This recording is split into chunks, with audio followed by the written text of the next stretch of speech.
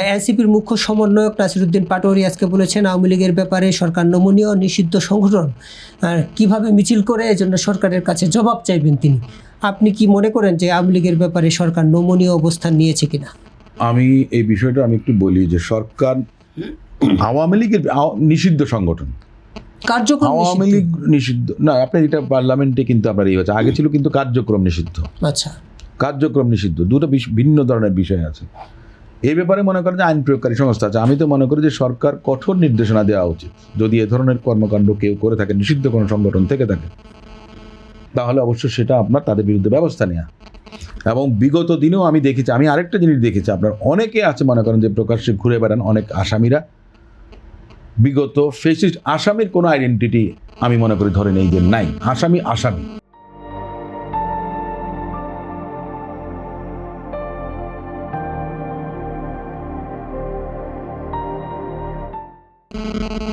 সে আমার ভাই হোক, আমার দলের হোক, অন্য দলের হোক, যেই হোক না কেন, আইনের দৃষ্টিতে যিনি আপনার মনে করেন যে অ্যাকিউজ তার বিরুদ্ধে ব্যবস্থা নেওয়া আইন প্রয়োগকারী সংস্থার দায়িত্ব, এবং সেটা সুপারভাইজ করার দায়িত্ব সরকারের। যদি এ ধরনের কোনো বিষয় এসে থাকে, আমি মনে করি যে আইন প্রয়োগকারী সংস্থা যে বিচ্ছিন্নভাবে নিষিদ্ধ সংগঠনের মিছিল হচ্ছে দেশের বিভিন্ন জেলা, আমি প্রথমে কিন্তু একটা কথা বলেছি যে জাতীয় গোয়েন্দা সংস্থা আছে, এসবি আছে, আর ইউনিভার্সিটিতে যেমন একসময় আমি ছাত্র দলের আহ্বায়ক ছিলাম ঢাকা বিশ্ববিদ্যালয়ে, শেখ হাসিনার পুষ্পত্র লিখে মনে করেন আমরা এই করবো, তো সেটা তো আগে বানাতে হবে।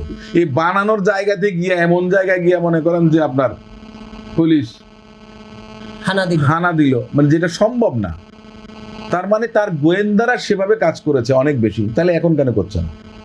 আমাদের দেশে আমার মনে আছে একবার স্বরাষ্ট্রমন্ত্রী ছিলেন আমাদের প্রয়াত মতিন চৌধুরী সাহেব, তো ওনার কাছে একটা ফোন আসছিল, এক ভদ্রলোক বললেন যে নিউ মার্কেটের সামনে থেকে ওনার গাড়ির যে গ্লাসের সাইড বিট থাকে না, এইটা চুরি হয়ে গেছে।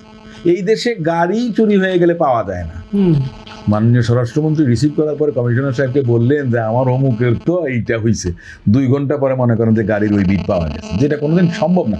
আমাদের দেশের পুলিশ অনেক বেশি এক্সপার্ট, বাংলাদেশের পুলিশ অনেক বেশি দক্ষ, কিন্তু অন্যান্য জায়গায় যদিও তাদের মনে করেন যে কেন কাজ করছে না, আপনার কাছে কি মনে হয়? না, আমি এটা আপনি যেভাবে করাতে চাইবেন, আপনি এটা খুঁজে বের করতে হবে সরকারকে। বিভিন্ন বিষয় থাকে, স্বৈরাচারের আপনার ভূত যদি থেকে থাকে কারোর মধ্যে, আপনাকে খুঁজে বের করতে হবে। আমি বেশি আপনার